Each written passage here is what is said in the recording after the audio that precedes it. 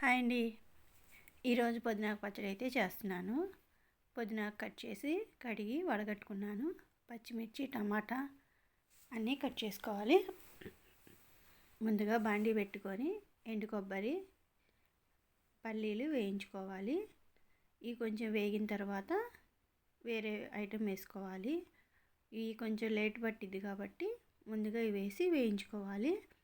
ఇవి కొంచెం దోరగా వేగిన తర్వాత ధనియాలు, నువ్వులు, జీలకర్ర వేసుకొని ఒకసారి మొత్తం కలిపుకొని వేయించుకోవాలి. అవి వేగిన తర్వాత తీసి మిక్సీ గిన్నెలో అయితే వేసుకోవాలి. ఇవి తీసుకున్న తర్వాత టమాటా, పచ్చిమిర్చి కట్ చేసి పెట్టుకున్నా ఇవి ముందుగా వేయించుకోవాలి. మళ్ళీ కొంచెం ఆయిల్ వేసుకొని వేయించుకోవాలి. దీనిలో కొంచెం కరివేపాకు వేసుకున్నాను. పుదీనాకు మా ఇంట్లో కుండీలో చాలా బాగా పెరిగిందండి. అందుకని చట్నీ అయితే చేస్తున్నాను.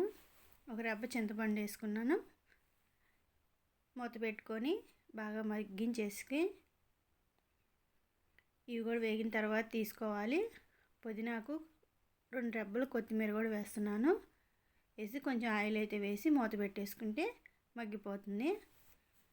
ఇట్లా దోరగా వేగిన తర్వాత తీసి పక్కన పెట్టి 2 రెబ్బలు చిన్నులపాయలు, ఉప్పు వేసి మిక్సీ పట్టుకోవాలి. ఇట్లా మిక్సీ పట్టుకున్నాక టమాటా, పచ్చిమిర్చి, కొత్తిమీర, పుదీనాకు అయితే వేసుకోవాలండి.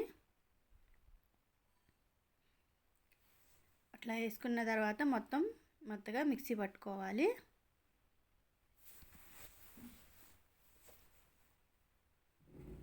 చాలా టేస్టీగా ఉంటుందండి. ఒకసారి ట్రై చేయండి. మిక్సీ పట్టుకున్నాక పోపు అయితే పెట్టుకోవాలి. నేను పోపు దినుసులు దేంట్లోనే ఎక్కువే వేసుకుంటాను. కొంచెం ఇంగు వేస్తాను.